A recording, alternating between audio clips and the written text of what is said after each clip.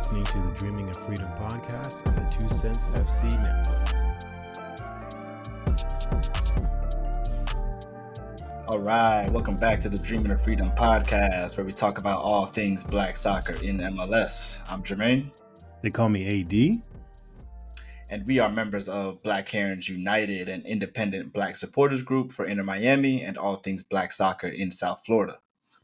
For episode 24, we'll be giving you our dream team selection for Matchdays 28 through 30, a discussion on MLS ownership, and for our footnotes, we'll talk about the firing of Robin Fraser and the plight of black coaches in MLS. All right, so for this episode, Cali is on a little break. You know, Cali's our little revolutionary, our John Brown. So, you know, he has to take a little break sometimes. Also, he has a 2-year-old.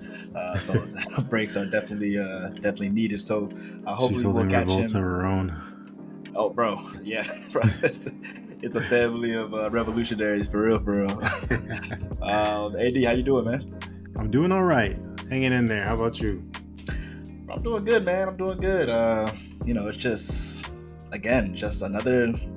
another week, just enjoying this Inter Miami experience, this Messi, Busquets, Jordi Alba experience, Tata experience. Because, bro, I still feel like people aren't giving the love to Tata. That's needed, bro. I mean, of course, all the attention is on Messi right now, but man, Tata it's just nice to watch a team with tactics, bro. It's nice to watch a team go out there and look like they know, like it looks like they have a plan, right? It looks like they know what they want to do, right? So it's just been fun watching. And even when it looks like that plan breaks down, it looks like they control themselves, reset, set back up, get back into the tactic.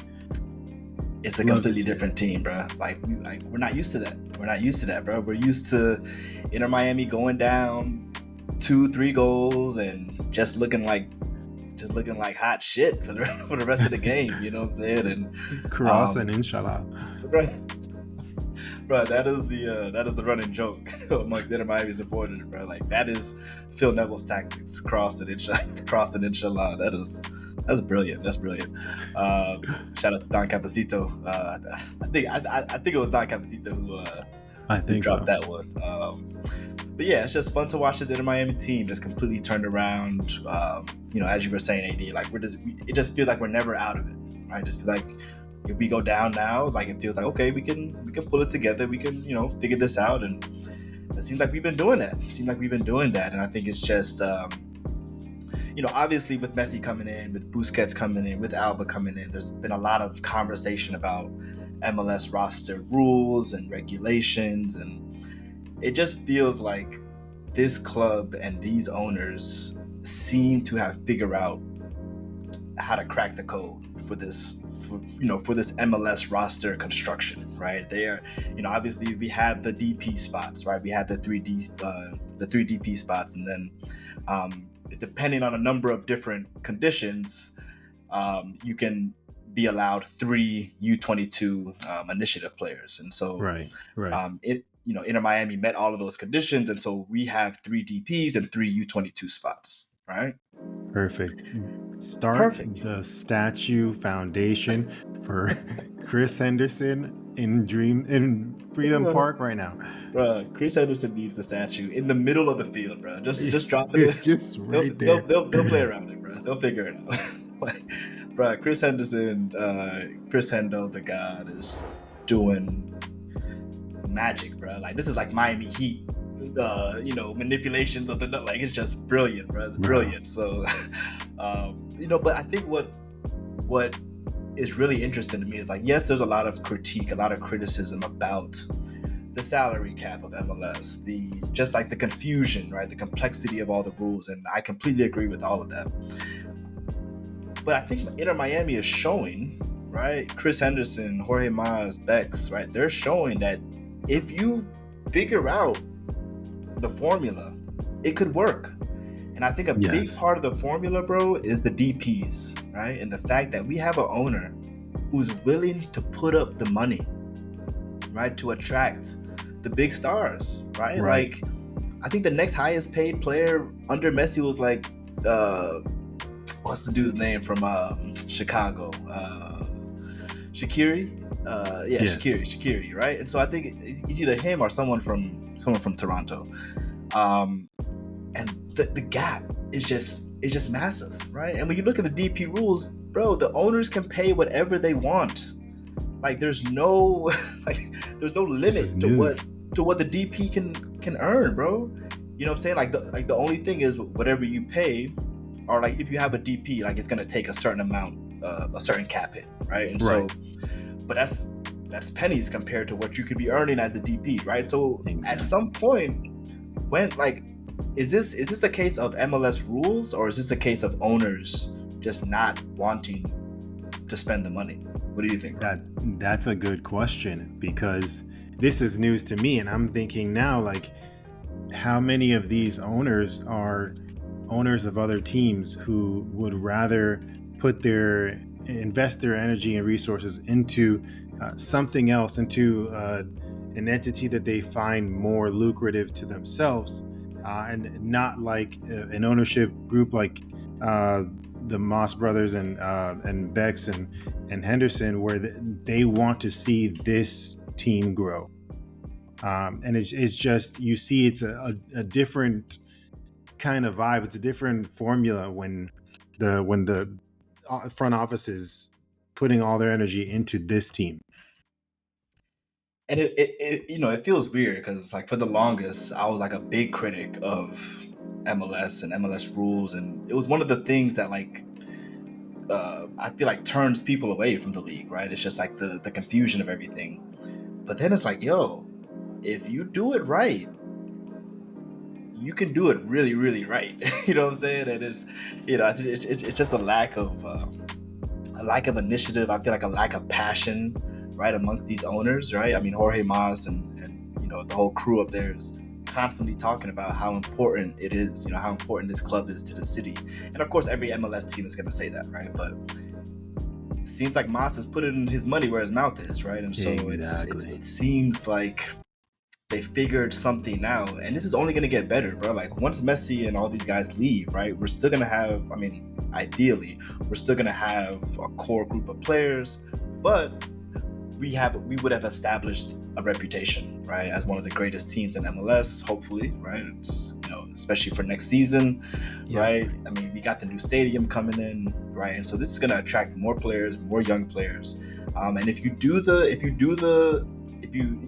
out the formula, and to your point, AD, I mean, this is all Chris Henderson, right? I mean, he was doing this back in, was it Seattle? I think he was coming from. Yeah. Right, so he was doing the same thing in Seattle. He was praised as one of the greatest, front office executives in MLS, and so it's just great to see him still do that with Inter Miami, and just turn his team completely 180 or 180 degrees around, bro. It's just fun to watch, man. It's just fun to watch. Totally flipped it on its head, and I just picture him in his office with that. I don't know if you've seen Minority Report, but that screen where he's like moving screens all around, and he's just being a magician, mad scientist.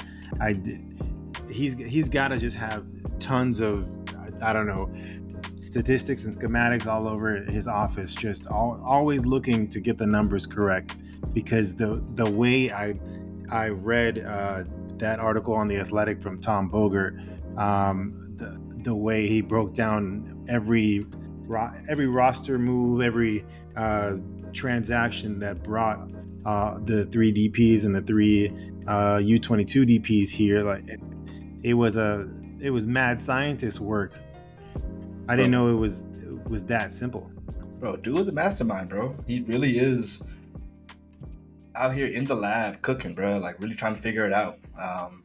And it's just, yeah, absolutely, bro. Like it's fun, man. It's just, God, it's just, you just look forward to Inter Miami games, and especially with this playoff race, right? It's like, each game now has importance, bro. Like we're at the Right? bottom of the table, and each game feels like a playoff game, right? Yeah. Bro, do you think with this team in form, do you think we can make it to the playoffs, bro? I mean, all we need to do is get into that last spot. I mean, how you feeling for the rest of the season? That's the thing. Like, if we needed to win out, then I would be like, I don't know if we've got the legs for it. But what I heard after League's Cup was, oh, we just need to win 6 out of the 11 and we should be in.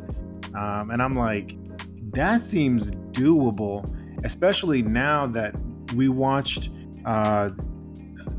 Farias and Aviles and Gomez start versus LAFC and put work in. Like I was wondering like how it was going to be when the starters weren't in, and you gave them some rest. But the young guys, they look nice.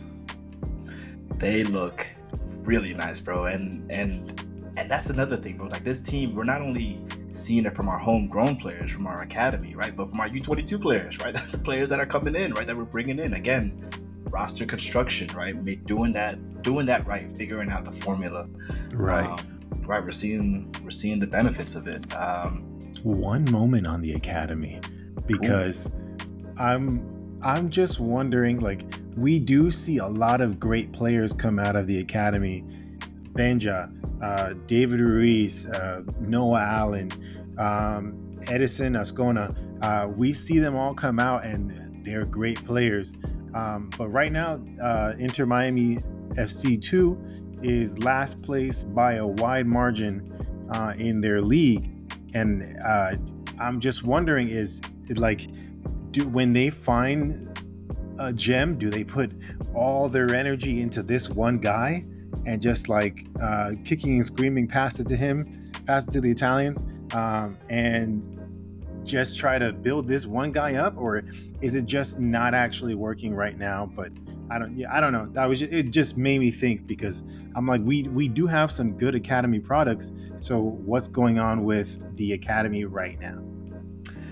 That is a fantastic question, and probably a question that Alex Winley or Ian Hess could probably answer a lot better than me. But I think one thing that I have been seeing circulating on the socials has been calls for Federico Higuain. I think he's the coach of the second team, right? And so there's that conversation. But yeah, that's a great point, AD. I mean, we have been singing the praises of the academy, right? With because we're seeing these academy products reach to the first team, but the academy team itself seems to be struggling quite mightily, right? But I think having said that, though, right, it's still good to see the academy products make their way to the first team, right? Like, I think as local fans, we always want to see that, right? We always want to see our homegrown players just go through the ranks.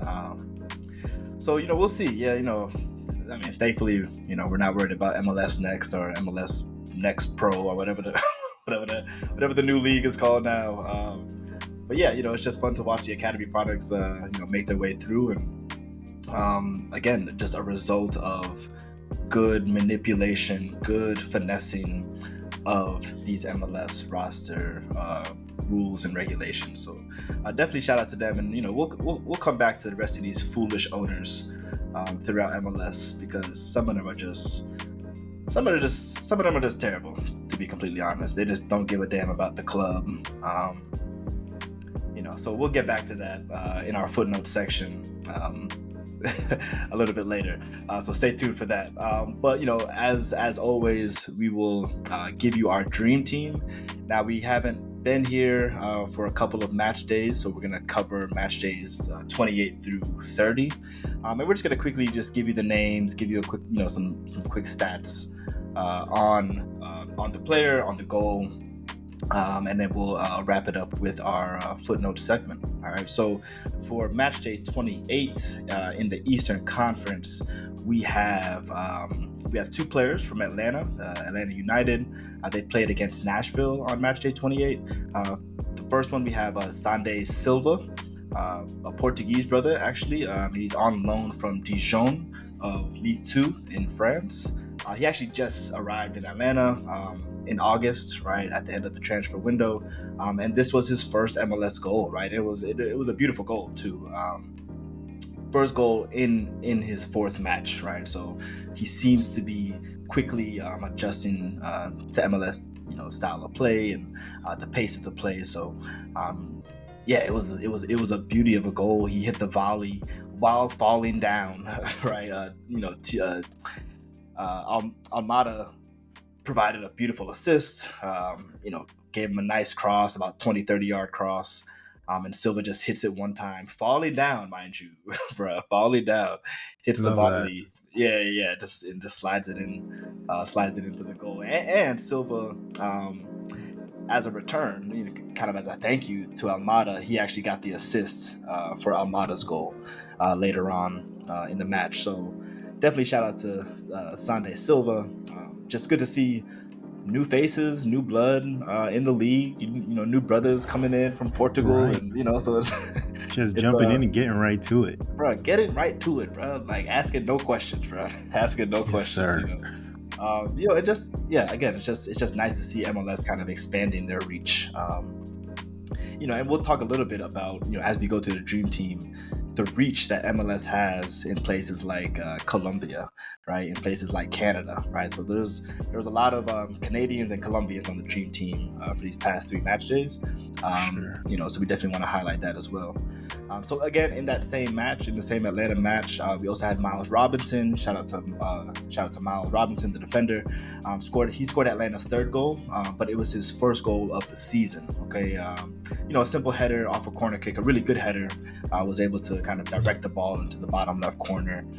So shout out to Miles for that. And they were also in their 404 kids, right? We talked about those kids with Grego and TK from FTC UTD Soccer Show. Controversial take. They look better in person, bro. They look better on the field, bro. I don't know what it is. Growing on you. It's growing on me, bro. It's growing on me. I'm sorry. Maybe if Grego was here, I probably wouldn't say that, but Just a safe space. Safe space. Bless. But I don't know. It looked good. I mean, maybe because you weren't like looking like directly at it, like the 404, ATL, UTD, like the pattern itself wasn't really visible, but the colors were vibrant. It looked decent, man. I really wasn't mad at it. So I'm sure 2 Cents will probably crucify me for saying that. Oh, they're gonna flame me. Right. It's all good. So definitely shout out to Atlanta United doing their thing. They currently sit 6th in the East, 2 points above Nashville. So it was an important game for both teams. Atlanta coming out on top. So next up, Matchday 28. We also got Montreal. We got George Campbell from Montreal. Shout out to George Campbell, who's also a homegrown player from Atlanta, right? So a little Atlanta connection all around. And it was also his 1st goal of the season, right? So a really good goal from a defender, right? Montreal had the corner. It was broken up a little bit.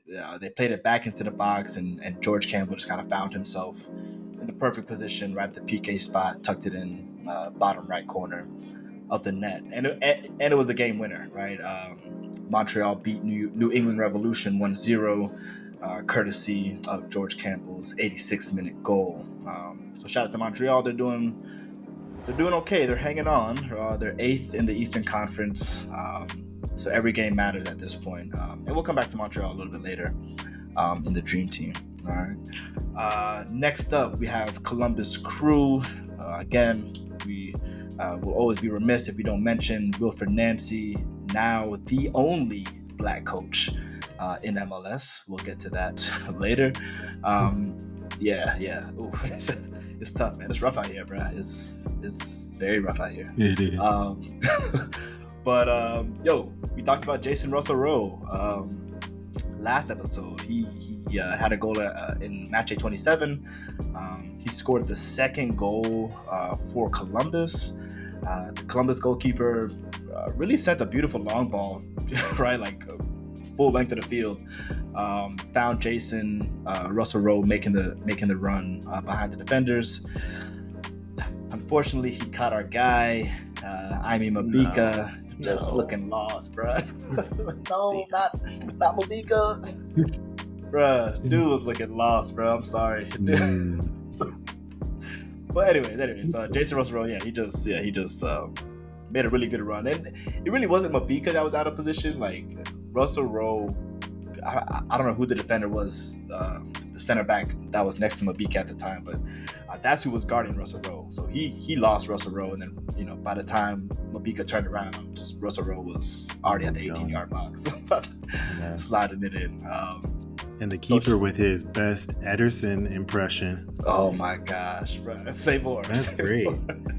Oh yeah, Schulte.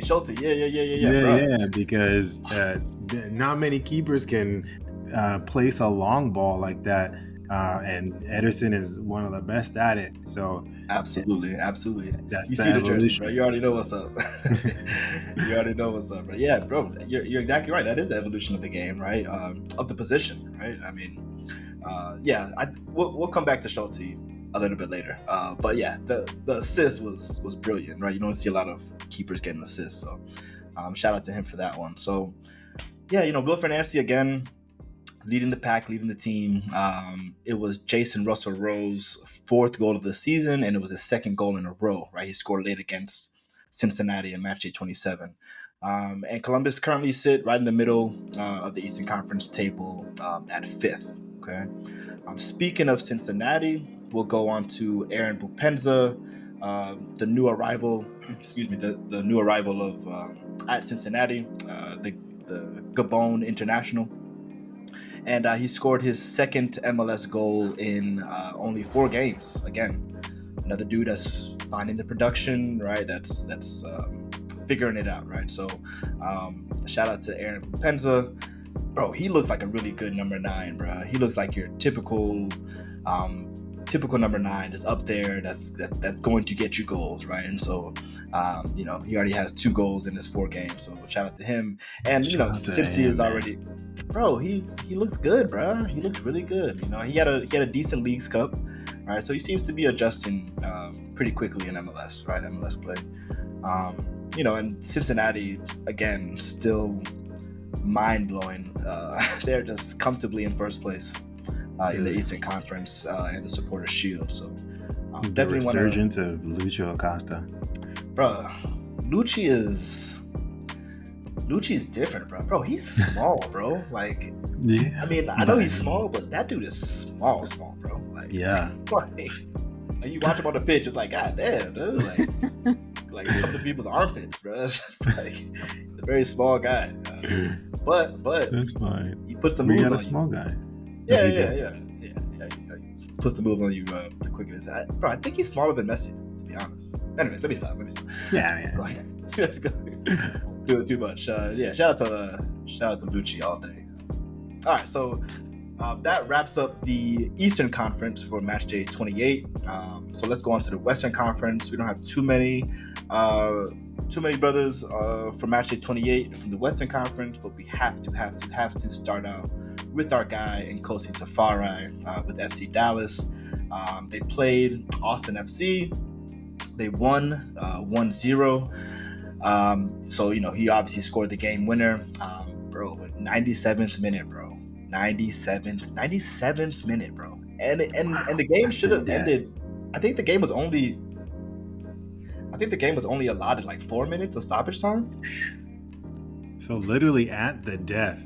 Bruh, literally at the death. Like beyond death. Like, I don't even know what that is, bro. Like lowering down into the grave, bro. Like Nkosi did it, bro. At the repass. At the repass. Bro, he figured it out, bro. So, shout out to him. He scored the game winner. He put a head on it. Farfan had a really nice cross into the box, and man, Tafari just raised up above everyone else, bro. Just put the head on it back to the goal, right? He just like, I'm just gonna put the head on it. If it goes in, it goes in. And they needed that win, right? They're currently in the last playoff spot in the West. So any points at this stage of the season matters, right? Berhalter, I hope you're watching, bruh. Listen, man, we can talk about a number of players, a number of black players that should be getting the call up, and I'll tell you what, we'll talk about them later. I need to see Drake Callender on every single call up, bro, for the next Yes. 2 years, bro. 2-3 years, bro. Like The I don't way want to hear. I Ethan don't want to hear anything Horvath, about. Bro, I don't want to hear the nothing way about he that. was stuck under what's his name, Zach Steffen's name for years. That's how I need to see Drake Callender. Bro, I need to see Drake Callender in that number one spot, bro. Like all the time, bro. Bro, people are okay. No, not get ahead of Say ourselves. it with your chest, man. Yeah, bro. We will talk about it. Yeah, We'll talk about it after yeah. I put notes. But yeah, definitely shout out to Drake Callender, man. Okay, so Nkosi Tafari, Greg Berhalter, give him the call up. You already know what to do. And it was his third goal. It was his third goal in the season, right? So shout out to Nkosi. Next up, we talked about Yamar Gomez a couple episodes ago with Seattle. They drew against Minnesota 1-1. Just again, another beautiful header, a rocket of a header in the 17th minute. Man, probably should put this up for the nominate this for the nightmare segment. But he also had an own goal in the 56th minute. So man scored both goals in the game, which is unfortunate, but also That's good, so I guess. awkward. It's so awkward, bro. It's so awkward, bro. Like you couldn't even the team didn't even win, bro. Like it's a draw. Like that's it. Like it's just awkward as hell. Yeah. So shout out to Gomez for scoring both goals, I guess. I don't know if that's a shout out or not. But yeah, so it was his second goal of the season. So again, it's always nice to see defenders get their goals in. And then lastly, for Matchday 28 in the Western Conference, we have Evander Ferreira playing for Portland, the number 10 out of Portland. Unfortunately, they lost against Vancouver 2-3. But man, Evander's he's having a really good season. It was in Matchday 28 against Vancouver, he scored his 6th goal of the season. He scored again. I believe it was in Matchday 30 as well. So we'll come back to Evander a little bit later. Portland currently are 12th in the West. Bro, I don't know what's going on with that. But I feel like Portland is like historically a pretty good MLS team. I'm not sure. For sure. I'm usually not sure in the top 5. Yeah. I mean, I know they I know they had some injuries and some players are just coming back. So we'll see. We'll see what happens. This final third of the season. All right. So that was Matchday 28. Shout out to all of the members of the Dream Team from the East and the West. And now we'll go to Matchday 29. All right, Matchday 29, Wednesday, August 30th. We start out in the East with Edwin Mosquera from ATL. They were playing Cincinnati. They lost, but he got his first MLS goal for himself. He's one of the Colombian guys making their way into the Dream Team. He had a banger with an assist from none other than Xande Silva, still making his way in here any way he can. The next Dream Team person is DeAndre Kerr from Toronto. They won against Philly 3-1. My man had a goal and an assist. He's just helping out any way he can. The 4th goal of the season for him. He had a really good turn in the box after receiving the ball from Bernardeschi, and he slipped it past Andre Blake. Sorry for my mans, but sorry, bro. You got to tighten up. But Toronto's kind of struggling as they sit on the bottom of the Eastern Conference, but that's fine because Miami will happily just jump above them real quick, and then they can figure it out. So that's the Eastern Conference for Matchday 29. And on the Western side, we have Ibrahim Aliou from Houston. They were playing Columbus, and they took the dub 2-0. He came out in the 82nd minute and scored in the 90th. Another man scoring at the death. Man came in at the repass. Bruh, came in at the repass, and Houston, we need to watch out for Houston, bro. We need to watch out for Houston, bro, because we're playing them. I think we're playing them in the finals, right? In the Open Cup finals. Oh yeah, bro. We are. Do not sleep on Houston, bro. They are they're nice. nice. They're playing well, and they're beating teams' asses, bro. Like Right. 2-0, Beat up on 3-0, 4-0. Boston. Like, yeah. Sorry. Corey Beard, I saw him like emoting after he scored. I'm like, okay, all right. Y'all are going crazy. Whatever. Anyway. Ibrahim Aliyu started his run from his own half, and a beautiful through ball was sent while he was on the breakaway, which he took care of handily, and that was his second goal of the season for him. So shout out to my guy for doubling up his total for now.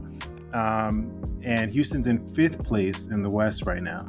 So I mean, they're sitting comfortable. They can put all their energy into Leagues Cup, into Open Cup if they want to. So Right. Leagues Cup is taken care of. Leagues Cup is I'm taken one. care of. Leagues Cup is taken care of, secured. Yeah, but That's I mean, bro, to your point, bro, they could easily put all their time and energy into this Open Cup final. I mean, they know what they're coming up against with Inter Miami, but Yeah. it's a team to watch, bro. It's a team to watch. I don't want to sleep on Houston, bro. Mm-hmm. Okay. Next, we have from Dallas, Eugene Ansah. He's a recent arrival there who came in June from Beersheba in Israel. The St. Louis goalkeeper Berkey just spilled the ball, and Ansah picked it up. He was there for the rebound, and he got the consolation goal. So shout out to my guy there. That's his first goal in his 4th MLS match. So happy to see him get on the board after arriving from Israel. Yeah, bro. Terrible goalkeeping by Berkey there, bro. Like, bro, like, dude, get up, bro. Just pick up the ball, bro. Just pick up the ball, bro. But whatever. Yeah, sorry. Shout out to Ansah. It's nice to see him get off the mark for sure. Reminds me of that Jude Bellingham goal the other day.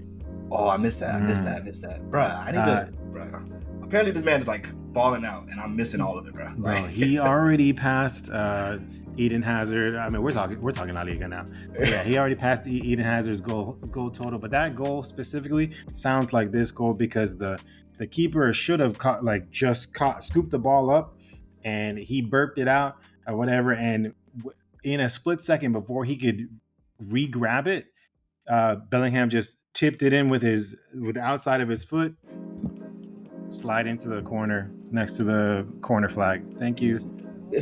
At the death. Anyway. Oh, God. So our next person on the dream team is Santiago Moreno from Portland. They got a W versus Real Salt Lake, but this is another Colombian. Shout out to them. They're making their way on the dream team list. He had a goal and assist as well. These guys are just helping out everywhere. I'm gonna get mine, but I'm gonna give you one too. Portland was passing the ball nicely around the box when Juan Mosquera, another Afro-Colombian, sent the cross to the box. And bro, the camera angle is perfect because all of a sudden Moreno just appears on screen. No one was following his run, and he just heads it in easy. His first goal of the season. So shout out to him. That goal was hilarious. Like watching it, bro. Like when you're watching the game, like you're like, all right, where is Mosquera passing this to? And you just see like Santiago just literally enter the freaking screen. Like, bro, where the hell did he come from, bro? And also, why is no one following you? Like, exactly. Like, you're just like all by yourself. Anyways, but yeah, that was they quite had hilarious goal to watch. Yeah, that telepathic power. They knew. Yeah, nah, they definitely did. Our last guy for Matchday 29 is a well-known guy on the Dream Team, Jeremy Ebobisse from San Jose, formerly of Portland. He was playing the LA Galaxy with his squad, and they lost 2-3. but he got on the end of a a cross from Montero, and Bobasay just timed his run perfectly and hit it top bins. Love to say top bins no matter what. It's just a fun thing to say.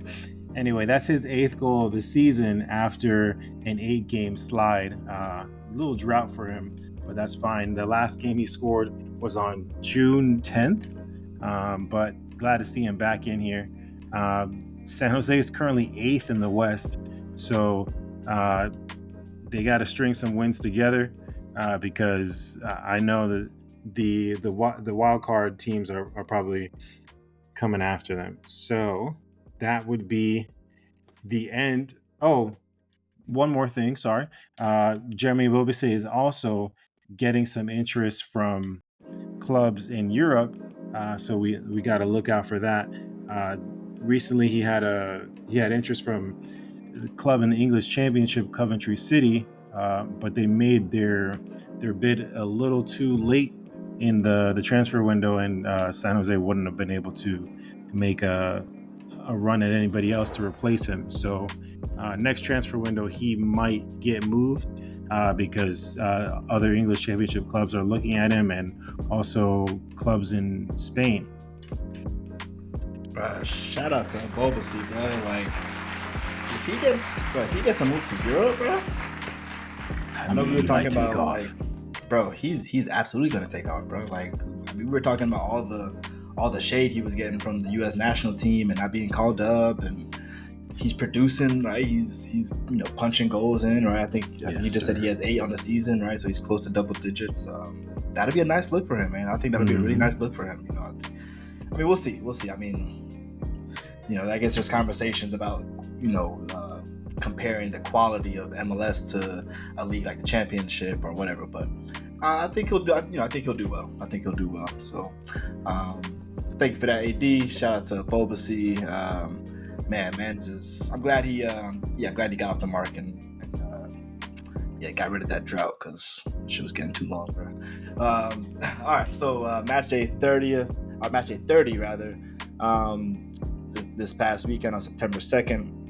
Let's quickly go through the Eastern and Western Conference.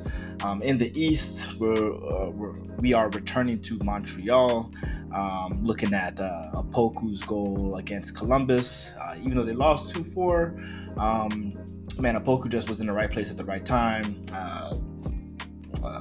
Montreal's was put on a really nice high press against Columbus's defense. It was actually taken away by Jules Anthony Vilsaint, who we'll talk about next.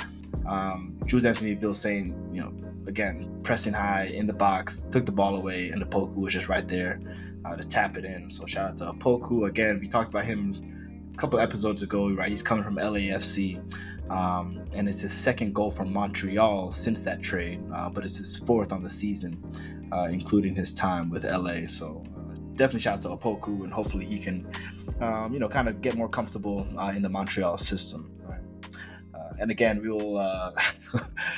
will always shout out our guy Bryce Duke with Montreal, one of the smoothest players in MLS. Shout out Duke, bro. Dude is just so smooth. Anyways, all right. I mean, I get ahead of myself. All right, so we're sticking with Montreal. Big shout out to Jules Anthony Vilsaint, another recent arrival into MLS. He arrived in Montreal from Antwerp in Belgium, and it was his first MLS goal and an assist, actually. So he's played in 9 matches so far, and so he just got his first goal and assist tally for the season. He scored in the 68th minute. Just connected on a cross, put it right through Schulte's legs, right? Nice little nutmeg on Schulte. So definitely shout out to Jules Anthony Vilsaint, who I think has Canadian and Haitian roots. Okay. Check that. French connection. Yeah. So definitely there's exactly a French connection all over that place. So yeah, shout out to Vilsaint for sure. All right, so moving on, in match day 30, we got, of course, Benteke, who had the brace for DC United against Chicago. DC United put a beating on Chicago, 4-0. his first goal, bro, absolute goal lasso, bro. He received the ball on his chest, controls it one time on his chest, on the run, brings it down with his right foot, again beating the defender, and just freaking fires it past the goalkeeper with his left foot. One of the smoothest goals of the season, if you ask me. I definitely encourage everyone to go check out Benteke's first goal against Chicago. And his second goal was really all about positioning. He literally was just posted up at the back post, and got the ball off a cross and just slips it past the keeper into the net. Right. So that brace actually brought him into double-digit scoring with 10 on the season. And DC really needed that win because they're currently fighting to stay in the playoff race. I believe they're currently in the last playoff spot in the Eastern Conference. So big shout out to Benteke and his brace for keeping their playoff hopes alive. And again, finally, who's also kind of coming off a little bit of a relative drought. Hani Mukhtar with Nashville, playing against Charlotte. That was a hell of a game. The game ended in a draw, 1-1. Both goals were scored in stoppage time. Right? I think it was I think Charlotte scored first, maybe like the 93rd or 94th minute, and then Mukhtar won the penalty and scored in the 98th minute. Right. So shout out to Mukhtar. 14th goal of the season. 14, bro. Like, shout out to Mukhtar, man. Man is scoring, bro, with ease. And I feel like he could have more, right? He went through a little drought, but 14. He's not going to complain. So let's see if he can get the 20. Let's see if he can get the 20. And see how that goes. So definitely shout out to Mukhtar. 14th goal of the season. Currently in sole position of the top goal scorer in MLS, right? So definitely shout out to Nashville. Hey, listen, shout out to Nashville. It seems like we're developing a nice little close relationship / rivalry with them between the League Cup final. Yeah, exactly, bro. Sibling is a great word for it, right? Like, we came in the league at the same time. So it's fun. I mean, they're a good team, right? They're a solid team, right? Definitely a better start to the league than Inter Miami ever had, right? So shout out to Nashville, and we always want to give them their love when we can. All right, so that wraps up the Eastern Conference, and then finally we have 5 players in the West for match day 30. Bernard Kamungo. We talked about him in the past. The Tanzanian international with FC Dallas. They played against Atlanta. The game ended in a draw, 2-2. But man, made a really great vertical run behind the defenders, received the ball, and man, just like chips it over the keeper to secure the draw. It was the tying goal, so a very important goal by Kamungo, and it was his 4th goal on the season. Okay, another shout out to Dallas, numerically blackest team in MLS. Shout out to Nkosi, all that. Absolutely. Another brother we talked about is Sam Adeniran. My God, bro, this dude is not stopping, bro. Like, the man got called up from USL, or USL, and he has not turned around, bro. Not looked back.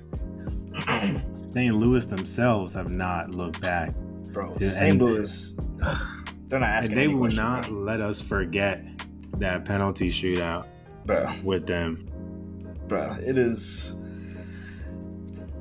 I'm not gonna lie, man. I like St. Louis, man. I do. I mean, that's why I'm just like, what's the beef? Like, I like y'all. Don't do this. Yeah.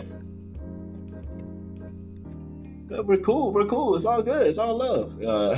we cool. Right. Oh man, we don't want no problems. Actually, I mean, if y'all want problems, we got a little squad now. So, anyways. But shout out to St. Louis all day. Sam Adeniran, a beautiful, bro. This is probably the goal. I mean, for me, this is probably the best goal of all 3 match days. A beautiful individual goal by Adeniran. He received the long ball from our guy, Indiana Vasilev, actually. Man, Sam just put the defender on skates. Really, really well done on a one-on-one situation, and he struck the ball from about 15 yards out. and just blasted it past the keeper. Just a really great individual goal by Sam Adeniran, who's really feeling himself since he's been called up. This is his 6th goal of the season, right? So he's definitely feeling himself, and taking no time to adjust to the MLS level, right? So next up, we have another player that we talked about, Leo Chu. Shout out to Leo Chu. He doesn't get a lot of goals, right? But he has a lot of contributions, right? A lot of goal contributions. So this is his 4th goal of the season. I think he has maybe like 7 or 8 assists on the season. It was really a well-deserved goal by Leo. Again, pressing high, right? They broke up. Seattle broke up the Portland attack and dribbled the ball. Leo, he dribbled the ball for the entirety of the opposing half, right? Just not playing any game, not looking for he was literally on a breakaway. So it was just good to see him kind of put it away, right, and not fumble that. Again, True. 4th goal. Sorry, go ahead. No, true. It's good to see him not fumble that at the end, because taking it the whole second half, and then like you usually see them fumble it away or look for a pass, and it just kind of spittles to the side. Yeah, exactly. I'm glad he finished it. Yeah, and he seemed hella excited. Like his celebration was just like, yo, ripping off the shirt, right? He was hyped. He was definitely hyped for the goal. So definitely shout out to Leo and Seattle. Okay, and in that same game, you had the 2 goal scorers for Portland were both brothers, Dairon Asprilla and Evander Ferreira, who we talked about earlier. Asprilla, this is his 5th goal of the season. Just really bad defending, if I'm being completely honest. It was a throw-in for Portland, and again, like the defenders were just unable to clear the box, and it just ended up with Asprilla, and who just headed it in for the goal. And then Evander's goal, again, another absolute banger. Probably, between Adeniran's goal and Evander's goal in Matchday 30. Just 2 tough goals. An absolute banger from about 25 yards out, right? He bends it into the upper left corner. It's just sweet. Just one of those classic, shots from outside the box, bending around the keeper. It was just beautiful, right? So that brought him up to 7 goals on the season, right? So hopefully he can reach double digits by the end of the season as well. Okay, so that was our very extended, long dream team. Sorry, we had to get through these match days. There are a lot of brothers on the list, so we had to get through them. But appreciate y'all for bearing with us. But AD has been really been a big proponent for bringing in other players that are not just the goal scorers, right? And so we definitely want to give a big shout out to our goalkeepers and just any other players that may have had good performances, throughout the week. So AD, who do you want to highlight for our new Dreamers segment? Ooh. Okay, so the first one up, I would say, would be Kamal Miller. He had a great performance in 2 games, to be honest. One versus LAFC, the other one versus Nashville. Not even, yeah, in the Nashville draw, and both performances. This man is running. He's sprinting down, making right at the last second slide tackle saves from behind. Crazy. Like I've never seen this man work this hard before. And go ahead. He doesn't look as fast as he is. Bro, and I'm not even sure if he's that fast, but he makes up ground, bro. Like his closing speed is at 99. It's crazy. Dude is, I don't know how he does it, but he saved our ass a couple times in them past few match days. For sure. And I was watching the MLS Apple feed versus Nashville in the regular season game, and Taylor Twellman was talking him up, saying that his role completely changed when Tata Martino came into the scene. He day one brought Kamal Miller in and told him, "Listen, these are the things that I like you doing. All this stuff here that you do, stop doing that. I want you to be more athletic. I want you to go push up and trust your teammates to have your back." And this man's a different man. Bro, and we see him carrying the ball up into the midfield, bro. Like, bro, who the hell told you to do that? But I thought he was gonna take it. Bro, he could have took that. He could have taken it though. Yeah, he could have took it. But whatever. Defender jitters, I guess. Kamal is definitely he's played out of his mind since Tata came, Yes. since Messi came. That whole back line has been nice. And Aviles, right? The new yes. The newcomer, right? 20 years old or 19 years old, bro. Right. Dude is composed.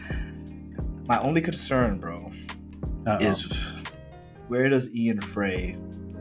I'm just concerned. I don't even want to talk about it because it concerns me, but I want to see Ian Frey come back healthy. I want to see him back in the lineup.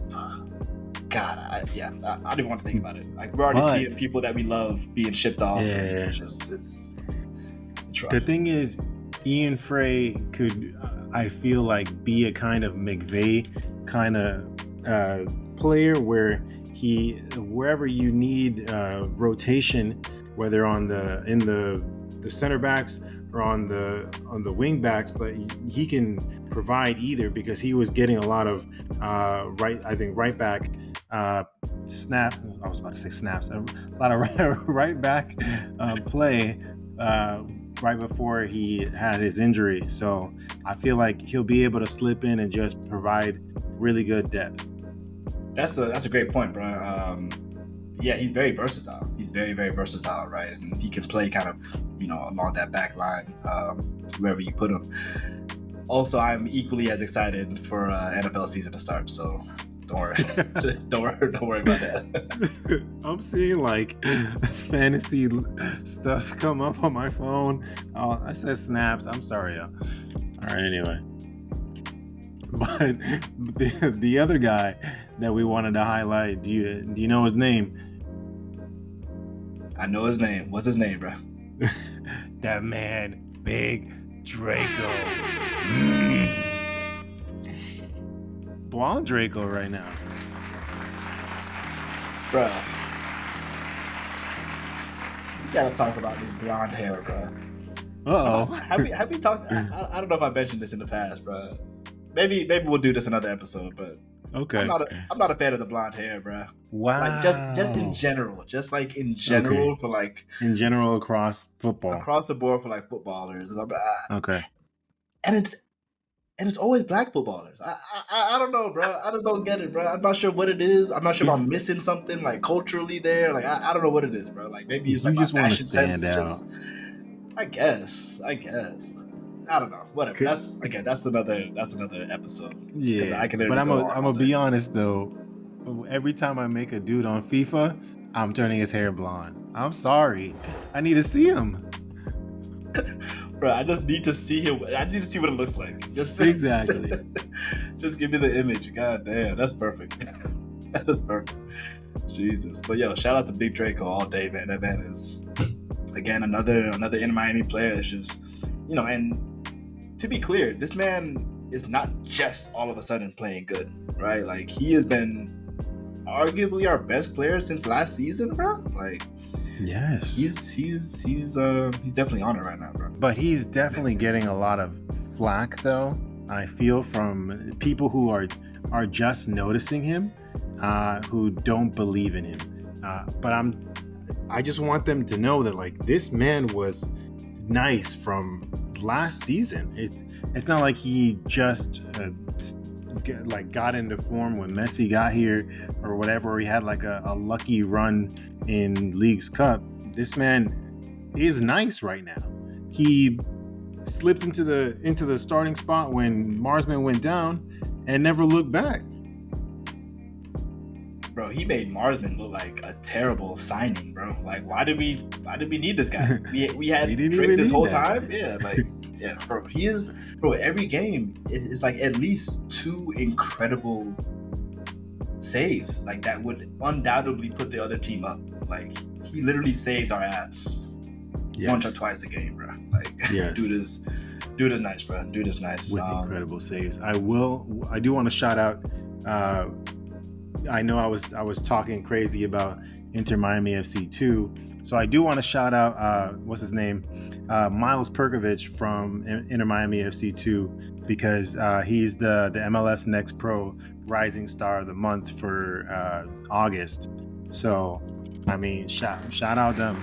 I don't want to act like we're not doing things, because we got prospects out here.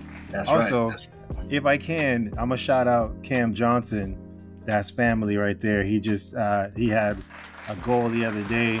I mean, I'm glad to see him doing big things. So you're telling me you're famous? That's what you're telling me. Whoa. Not me at all. So you got the plug to Messi. All right, heard, got it. All good, appreciate that. Yo, shout out to the fam. Yeah, man, it's good to, and again, that's part of the joy of being a local supporter, right? Like, you literally see people, right? People that are local, or our local players, do their thing, right? So, yeah, definitely Yes, shout out sir. to the fam. But yo, shout out to Perkovich for getting that award for sure. Yeah, so again, as we started the episode, right, it's refreshing to see Inter Miami do something right?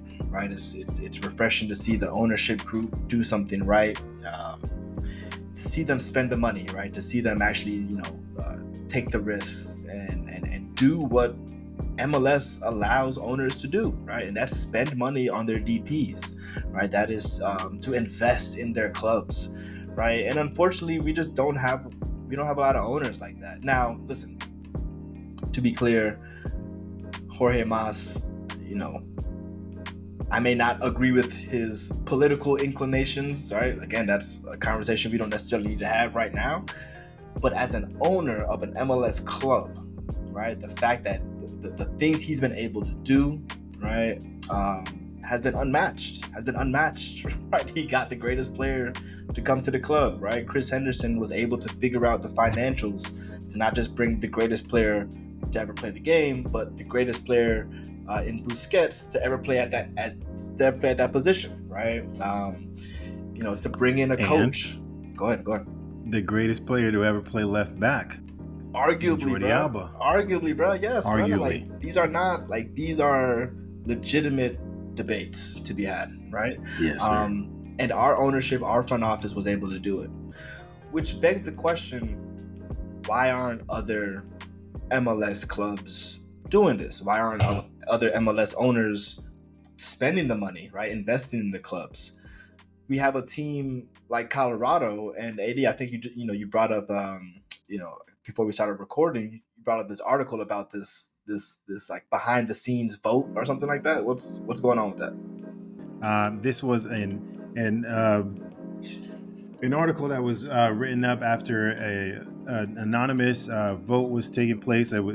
This article was done by Paul Tenorio of The Athletic, and he surveyed about 20 MLS executives, and they all voted the owner of the Colorado Rapids, Stan Kroenke, as the worst MLS owner, the worst owner in MLS, which is telling now that we see moves happening currently. Yes, and those moves that AD is referring to is, if you have not seen already, is the recent firing of Colorado's head coach, Robin Fraser. Right, Robin Fraser was, at the time of his firing, was one of 2 black head coaches in MLS. At the beginning of the season, he was one of 3 black head coaches in MLS. The third one, Ezra Hendrickson, also got let go at the beginning of at the beginning of the season. So listen, it's not a secret, right? We know there's not a lot of black coaches in MLS. We know this, right? You can just, turn on Apple TV, look at MLS Season Pass, go on any game, and you will literally only see one, right? You will literally only see one. But I think the point we're trying to make here is that you have a club like Colorado, whose owner was literally voted, and again, this is an anonymous vote, right? So we have to take that into account, was literally voted the worst owner in MLS. All right. Now, if you don't know, this guy is also the owner of Arsenal. He's also the owner of the Nuggets, right? So he has deep pockets. This man can spend money on good DPs, right? He can improve that roster, right? And what's unfortunate is that when Robin Fraser got released, when he got fired, the overwhelming majority of the response to his firing was supporting Robin Fraser, right? Robin isn't the problem, right? The head coach wasn't the problem. It's the front office, it's the ownership, it's the GM, right? Who are compiling these terrible, low quality rosters, right? And so, what is Robin Fraser? What is he supposed to do with that? What is he supposed to do with that? And so you have a club whose owner is literally voted the worst owner in the league. The facilities are terrible. The fields are terrible, right? There's literally, I think I just read an article recently that MLS, I think critics are calling on MLS to get involved with Colorado Rapids because of just how much of a shit show this club is in terms of their poor facilities, in terms of their poor conditions.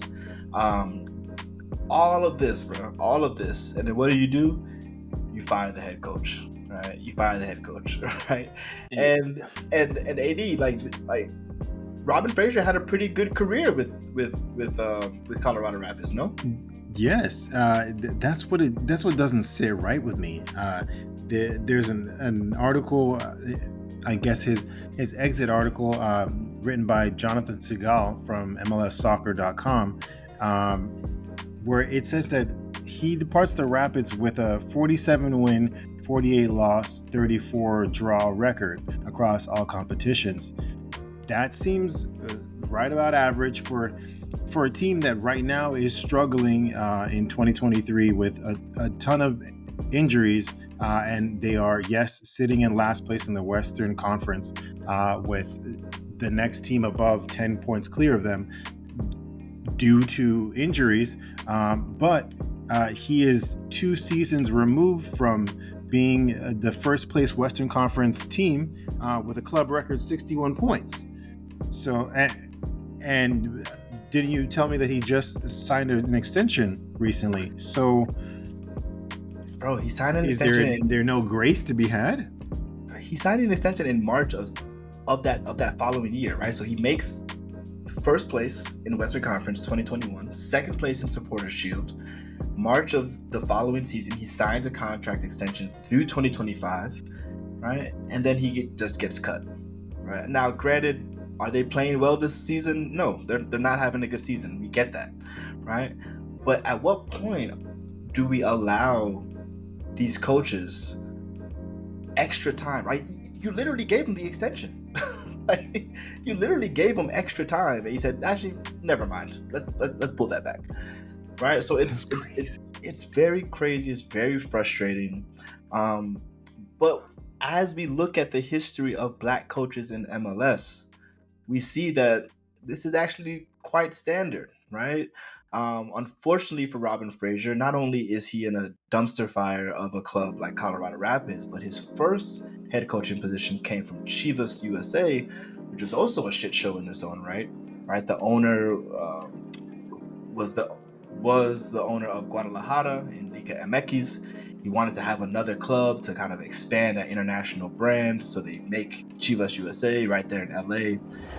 And it starts off decent, right? The club, looks like a respectable, MLS club, MLS side. Until 2010, people just start clearing house. The president and CEO clears house in November. The vice president of soccer operations clears house in December of 2010. And then in January, who did they hire? A black coach, Robin Fraser. Right? So they hire a black coach in the middle of all of this terrible turmoil within the club.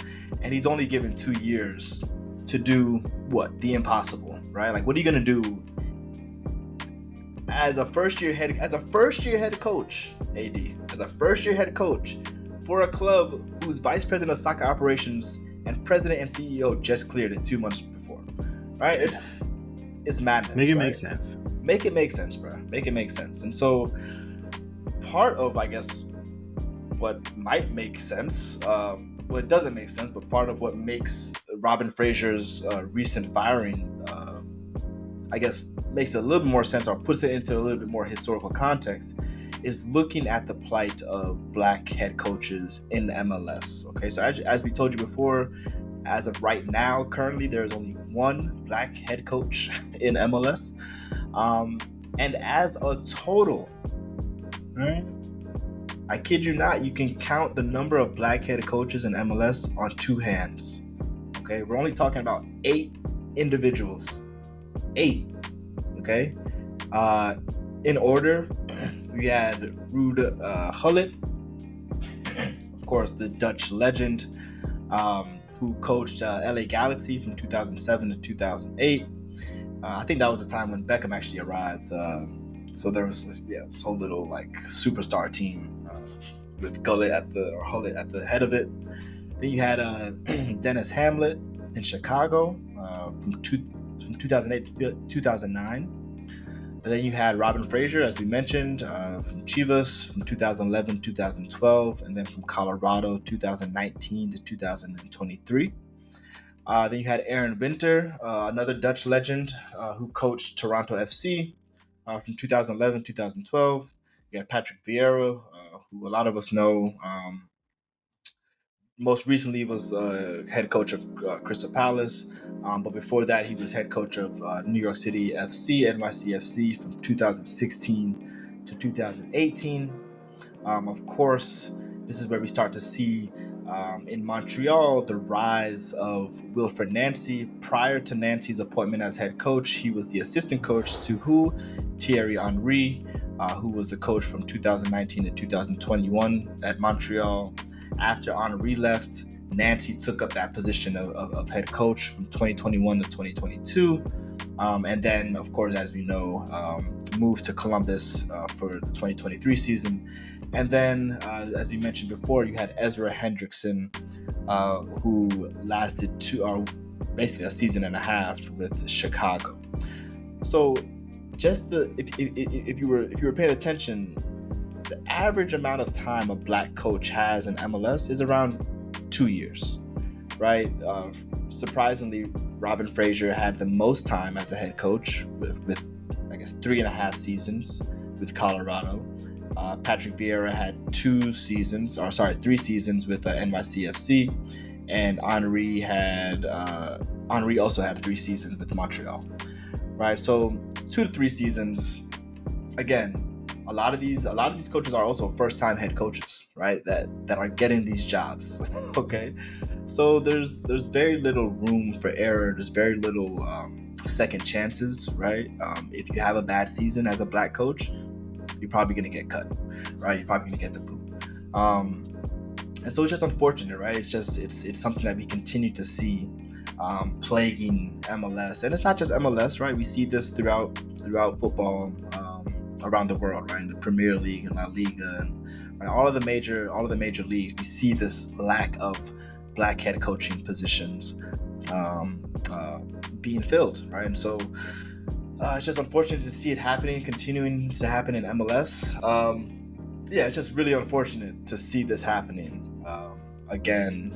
And I just feel bad for Robin Fraser, right? He just got put in 2 terrible situations, from Chivas to Colorado. Even though he made the best of what he did with Colorado, right, ending up first, right, in 2021, it's still a shit show of a club, right? It's just unfortunate that these coaches are subjected to such poor conditions, right? It seems like Wilfred Nancy is probably the outlier here, right? Who's with a really good club, right? A historically good club with Columbus, and he's balling out, right? Like they are balling out, right? So it's good to see the last the last black head coach in MLS actually balling out and representing. So any thoughts on black coaches in MLS? Robin Fraser, we talked about him and a couple episodes ago as a Miami native, so we definitely had close connections to Robin Fraser. But what are your final thoughts? Shout him out. I'm really hoping that he gets a second or third chance, I suppose, in another club when a spot opens up, because his resume, at least in Colorado for the first 2 seasons, kind of speaks for itself, that he knows how to lead a club. Because I can't remember their roster at the time, but I don't remember any big notables. So it sounds like just a well-coached team. Maybe Kellen Acosta was leading them like crazy. But so I'm just hoping he finds a new job, whether in MLS or in another league, just to continue his resume, because that man's not done. Also, I do hope that Wilfred Nancy continues to ball out to prove to MLS and around the world that black coaches know how to coach football.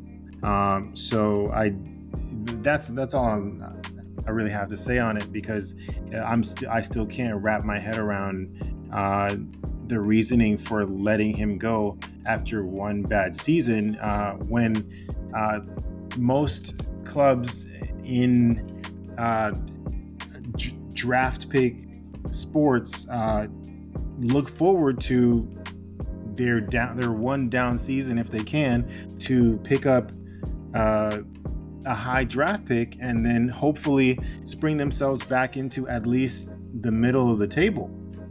So why not wait until the next year? If he doesn't have a good year next year, then okay. But that's a brilliant point, bro. Yeah, that's a brilliant point. That's a brilliant point, right? Like, okay, y'all having a bad season, that's fine, right? But y'all can capitalize on that, right, with the draft, right? However, right, it goes back to the initial responses, right, from the Colorado Rapids supporters, right? Like, yo, this is not a Robin Fraser problem. Like, we have a terrible front office, we have a terrible GM, we have a terrible owner who doesn't know how to put together a good quality roster, right? So who knows? Even if they did, even if Robin Fraser was to keep the job and they went to the draft, who knows what type of player they would have picked up, right? Would they have scouted the right guy? Would they have, what I'm saying? It seems like there's so much going on in that front office that just restart the whole thing. Just restart the whole thing, bro. And bro, it really feels like that. Like the article I mentioned earlier about MLS having to come in to like basically assist Colorado in getting their shit together. Like that's essentially what the argument of the article was about. Like, yo, like Colorado really needs to like burn this whole shit down and come back anew. You know what I'm saying? It's just a terrible situation, led by Stan Cranky. What a name! Yo, AD. Wow. So, that's pretty much all we have for this episode. Again, shout out to everyone that made the Dream Team list. Shout out to Wilfred Nancy for holding it down as the last remaining black head coach in MLS. Shout out to Robin Fraser. All the best going forward. Shout out to Chris Nurse, just because black coach in Miami. Hey, shout out to Chris Nurse just because. If you don't know Chris Nurse, go ahead and check out. I'm not sure what episode that was. Ooh, I can't. Maybe episode 7. Yeah, I want to say 17 or something. We had him on twice. So go check out both of those episodes. We interviewed Chris Nurse by himself. That could have been episode 17, and then we did. Episode 7, and then we did another one with Chris Nurse and Stacey Wilson. That could have been episode 21, 19, somewhere around there. Yeah, maybe 19 for the Juneteenth special. Yes. Exactly. So shit. Shout out to Stacey Wilson. Shout out to Shout all out the to black Stacey coaches, Wilson. right? Shout out to all the black coaches down here doing their thing. Putting on a good example for how to get it done. So hopefully, again, we'll see Robin Fraser pick up another position somewhere. If it's not a head coaching position, hopefully an assistant coaching position at one of these clubs. Hey, we'll gladly take you down here, bro. We got a couple of assistant position spots. Feel free to take up this academy position. It seems like Higuain can go somewhere else. So there's options out here. As long as you end up back in a head coaching position, that's all that matters. So, AD, any final word before we sign off? Cali, stay up. Cali, stay up, get your rest, bro. Cali, stay up, man. That's a good way to end it, bro. That's a good way to end it. All right. So, having said that, we are signing off for this week, and we will catch you next time. Peace. Peace. Two bumbo clad black for them.